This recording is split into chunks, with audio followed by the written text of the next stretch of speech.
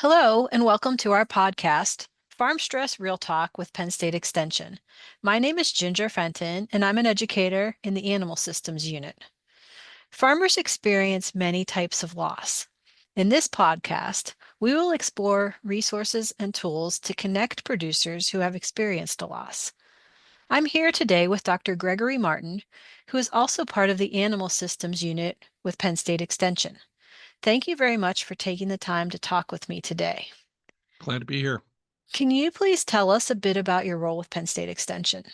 So I'm a poultry educator within the Animal Systems Unit, and I cover mostly animal production and management, a little bit of economics, a little bit about disaster preparedness and how we prepare farms for disasters, whether they're natural or man-made. And then lastly, and most recently, I've been a subject matter expert in composting mortalities as we've faced with high path avian influenza. Yeah, I think that leads right into the next question. In your role as an extension educator with the poultry team, can you talk about the connection of farm stress and your work with poultry producers? So, farming is a stressful endeavor if you think about it. We take seeds, we put them in the ground, and then we wait for the good Lord to send us rain in order to raise that. Or we have a calf that's born, and we take it upon faith that this calf's going to grow up with no problems whatsoever and become a productive animal within our herds. So, there is a lot of risk that farmers take that normal people really don't take risks, and so there is a certain amount of background stress that everybody has in their life when they're on a farm. Then something extraordinary happens, and we have a massive disease outbreak, and that throws another layer of stress on the top of the farmer. So if you couple those two stressors with the idea of the stressors that might be within the family unit itself, especially when we have generational families running the farm at the same time and who takes charge at certain times, this can be overwhelming for some farmers that have to deal with these things. And so stresses are in varying amounts and sometimes they come in waves. So it's interesting to see how some farmers deal with this stress as they face it. Yeah, I completely agree with you in my observations with dairy farmers. I do think stress comes in waves, and there's somewhat of a dichotomy sometimes that Oh, yeah. people either deal really well and move on, or sometimes it can be Or the overwhelming. or you see farmers become children and they throw temper tantrums and they strike out at others and they become verbally abusive to their family members. Mhm. And in some cases, they take really unfortunate avenues, and we've seen this on the shore with high path AI, where we actually lost a couple of farmers to suicide. So there has to be, when we think about this, we need to plan for stress and to say, okay, this is something you're going to have to contend with, and here's some things you can do to help release the pressures that you are enveloping here. And it could be just as simple as talking to somebody about it and talking outside of what I call the gray days. So there's blue sky days and gray sky days. And the blue sky days, there's always that background stress. And I think if you get to the point where you can handle that stress in an organized and manageable way, I think things will help you when things go gray and you're more suited to looking at the problem and using a system of management to where you can handle the situation, get through it, and get out of it with as few casualties. I call it emotional casualties as we go through this. So it's really important to think about that. No, I think you bring up a great point there that Yeah, having a plan in place, thinking a little bit about we prepare for so many other things. So, yeah. put your mind in the right place too. Well, and living on a farm as I did as a kid, you're farming all the time. It's you never we planned our weddings around milkings on our farm. And so our life was surrounded by the farm. And so, you almost have to plan. for some off time just to where you can get away from it. And I think that's probably one of the things farmers don't do very well, is that they don't plan enough for recreation or downtime. Some farms here in Lancaster County do a better job than others simply because they're faith based families and they do take Sundays off to a certain degree. After the milking, they kind of like park some of their normal activities for the rest of the week. And so they do have some downtime, and I think that's encouraging to see. And I think they handle stress a little bit better than others. But there's some folks, I mean, you basically think that their phones are embedded in them because they're always on them from one way or another. So, and they're always in their pickups, going from one place to another, always running. They almost seem to like they're always running behind in their schedules. So, I think there's a way around it, and they need to look at how they can divide and conquer the tasks at hand. So, our family did that. My dad worked outside doing the crops. My uncle was on inside working with the cows, and Grandpa and I were feeding calves. So it was all we were all over the place. You've already touched on several of the stressors that farmers face. What is the focus of some of your more frequent conversations or the observations that you've had with the farmers that you interact with? Well, the main thing that I talk about, especially with our farmers that have to go through these disease outbreaks, is you've got to separate work from yourself. And sometimes they're always wondering, why did this happen to me? Was there something I missed? Was there something I didn't do? And so I think the main thing is to separate yourself from this and just say, okay, it happened. I drive a car, I put my seatbelt on, I signal my intentions, and yet somebody pulled out in front of me and I hit them. Could I have done anything more than that? Well, unless I had radar on my car, I guess no. So we have to deal with the problem that we have at hand. And I think that's the important thing, where we separate ourselves from the problem so that it's not an inflection on anything you've done. It's just something that has happened and now we have to deal with it. And so that's kind of the way we look at things, especially when we're the magnitude of the issues that happened this year and the past year is the thing that's overwhelming, I think, for some, because we're using quarry tractors and trucks and stuff to move things around on a farm. And so it's on a large scale. It's been a tough year. Yeah. Yeah. So And it's now spilled over into the dairy industry, and now we have to worry about our dairy workers. We have to worry about our families, making sure they Mhm. stay healthy all the way through this as well. So there's precautions we need to take. Mhm. They need to be very observant and cognitive of the issues. You know, the risk that's there. Fortunately, it hasn't happened here in Pennsylvania, and I think it's possibly due to the fact that they've learned from us in the bird industry that this is a serious thing and they need to pay attention to things. Have you seen any connections? I know you mentioned that people question what could they have done to prevent it, and in some cases there's very little.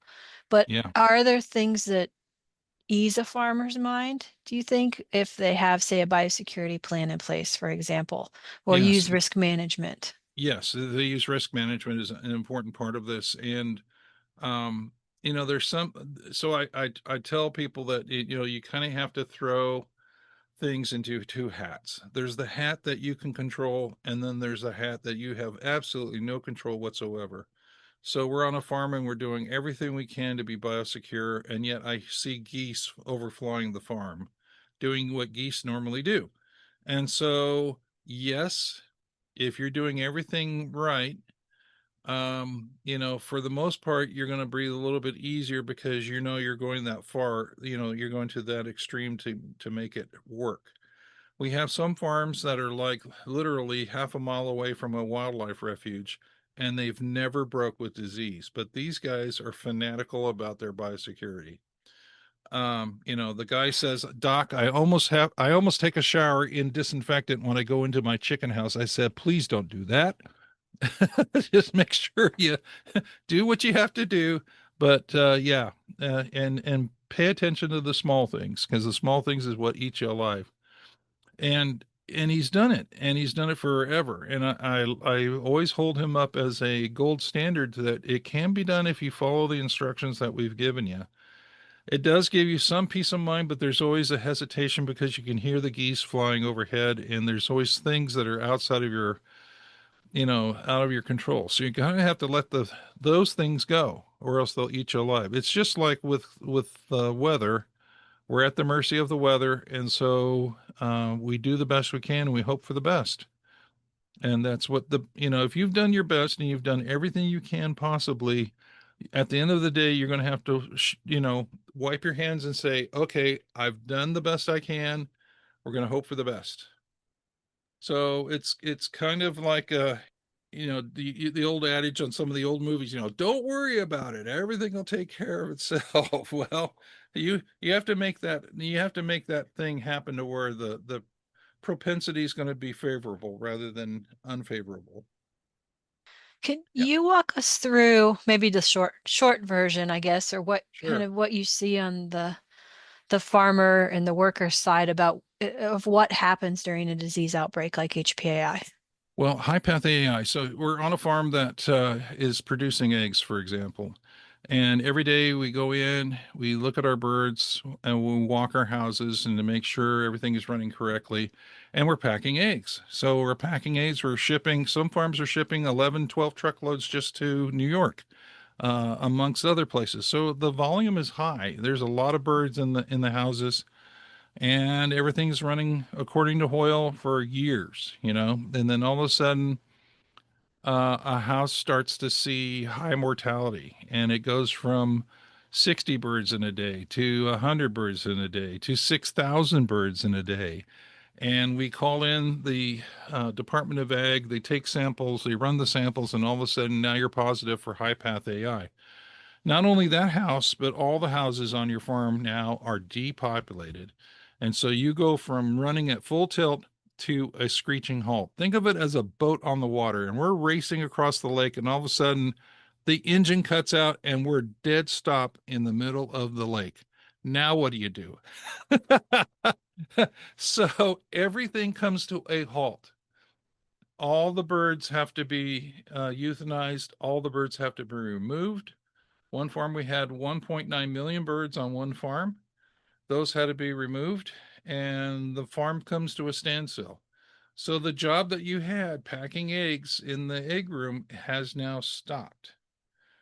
So for some farms, people went on unemployment and that was it.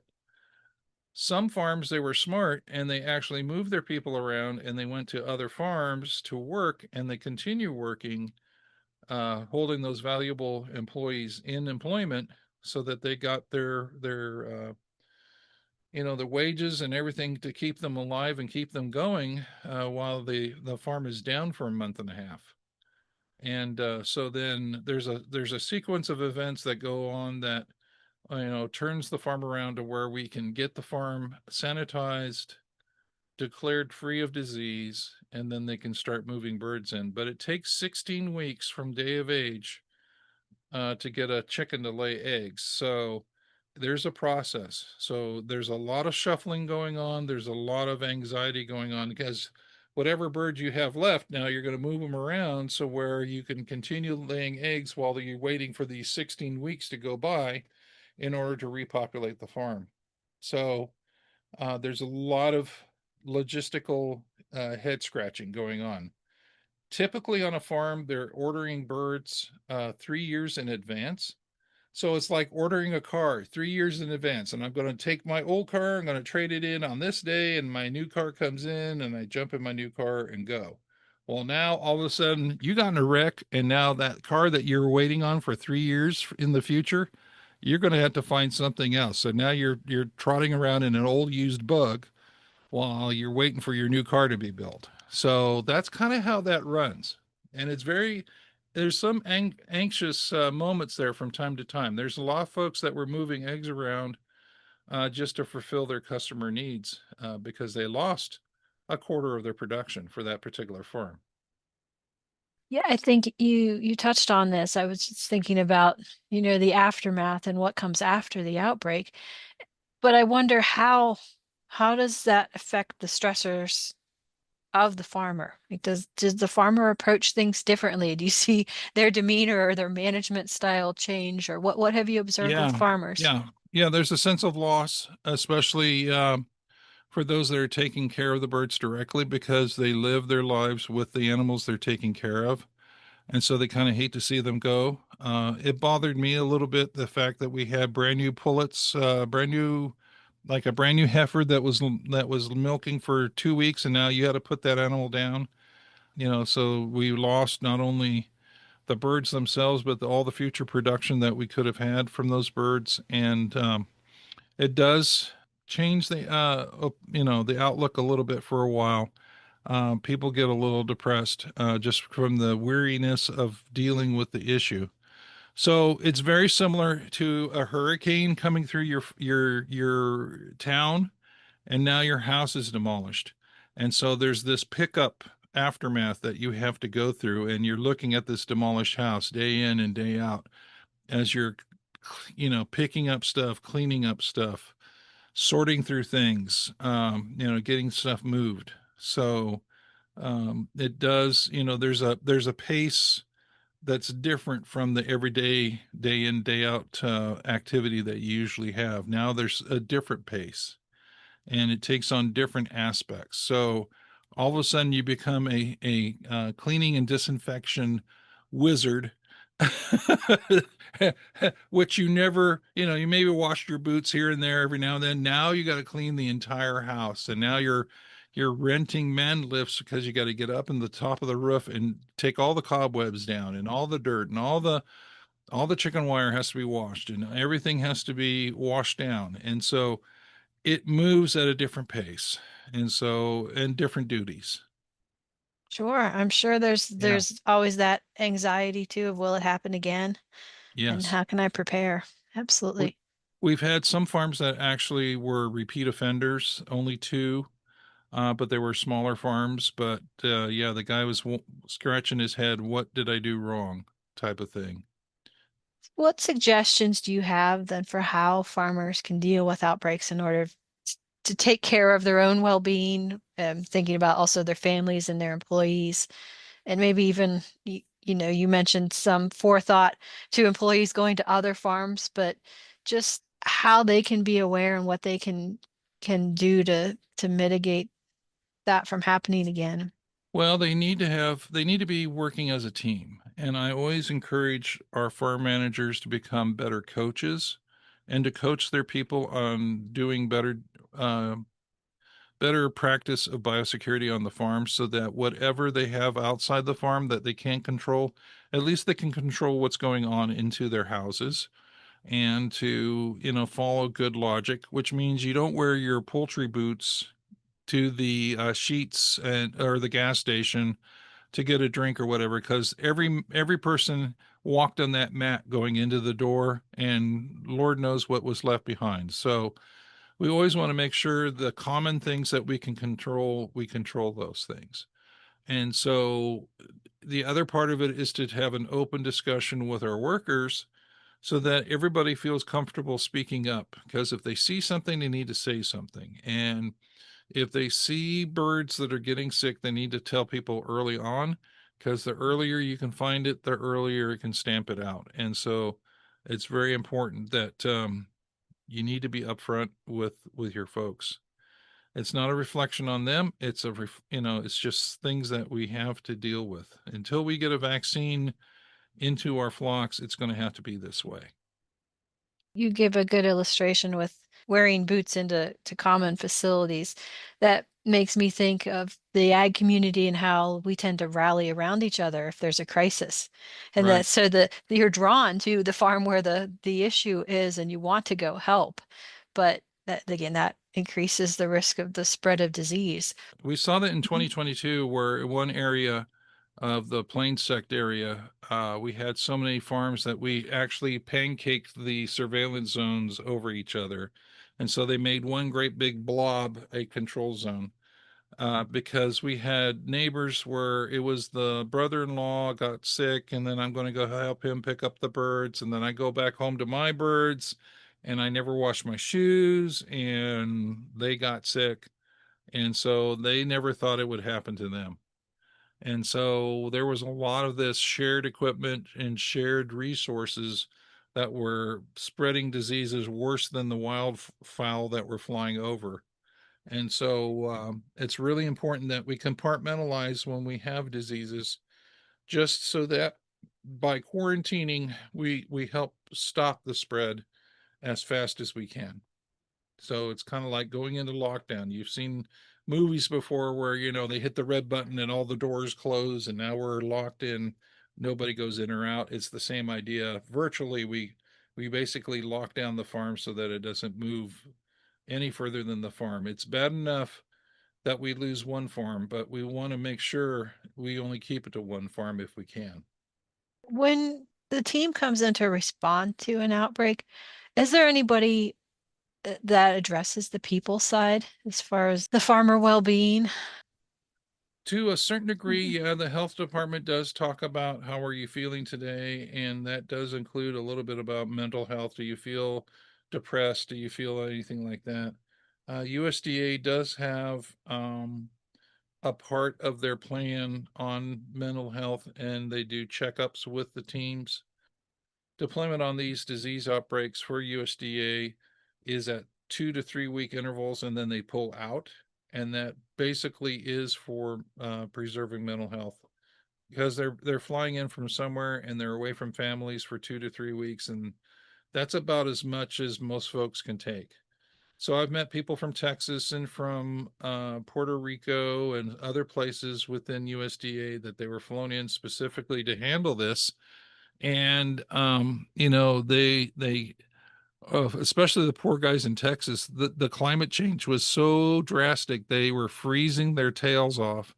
They're usually in the Big Bend of Texas where it's nice and warm, and they were not handling Pennsylvania winter very well, and so they are only there for short exposures. Because things happen in my backyard, my deployment has been longer than most. I've been able over the years to kind of compartmentalize a little bit to where I understand what my role is, and it's my job. It's kind of like a firefighter. You go in, you put out the fires, and then you go home and take your fireman's hat off and go back to normal life. I just read a study recently about the aftermath of disease outbreaks, and that was one of their suggested responses is basically to treat it similar to how emergency responders would Yes, would be. So that makes emergency sense. response is their job. It's Hmm. not necessarily a reflection of who they are or what they do. There is stress with firefighters, though, when they see the loss, and it wears on them a little bit. But they kind of have to harden themselves, just like a doctor does. They're going to lose some patients from time to time, and yes, they are people, but they have to look past that and go on to their next patient, the next patient, next patient, and hopefully they're helping more than they are losing. Let's put it that way: they're losing, and so look at the bright side of what we were able to do. We have a $7 billion poultry industry here in the Commonwealth, and even though we've had major losses on particular farms, as a whole, our industry has remained fairly strong through this, simply because of the good communication we've had between the different entities and our poultry industry being attentive enough to work with us to get things done quickly so that we didn't suffer huge losses that we've seen in other states. So we're lucky. I can speak on behalf of someone who works with another commodity. We appreciate the insight that the poultry industry has shared and what you've learned and help to educate and hopefully prevent as much as we can. Well, the poultry industry has been very good in the fact that even though they're competitors, there's commonality. So it's just like the dairy industry. You've got different creameries that they're trying to sell products against each other, but they're all dairymen, and they should look to each other as an entire industry and say, okay, what can we do to the betterment of our industry to help protect ourselves? And I think they finally got the handle on it to where now they're testing at the creameries, and they're getting things done to where now we know what we're doing, a surveillance program to where we know how well our herds are doing without singling out any one particular farm or any particular company or anything like that. It's just we're doing it all across the board. And I think that's better for the health and safety of all concerned. And we do the same with poultry. So, as we draw our conversation to a close, do you have any parting thoughts or words of wisdom to share with our listeners? I think the one thing that you need to do is to think about how do we handle adversity? Because in life there is adversity no matter what your station in life is. I think people that handle adversity well are those people that remain calm, and they look at the situation as not a personal attack on them so much as the environment that they find themselves in. And so, if they can handle that, they'll be able to solve the problems that they're facing in due course as time allows, without seriously jeopardizing their health or welfare. And I think that's the key thing in all of this, whether we're farmers or mechanics, or staying at home. There's going to be adversity in our lives from time to time, and how we handle that adversity is dependent upon how well we can handle the stressors, and to understand that there's things in the environment that we can control, there's some things that we can't, and so we work on the things that we can control and leave the rest to someone else. Thank you very much, Dr. Martin, for sharing your experience and insight with our listeners today. You're quite Re- welcome. Remember to tune in to future episodes where we'll continue our conversations on loss in agriculture. For more information on farm stress, visit the Penn State Extension website at extension.psu.edu.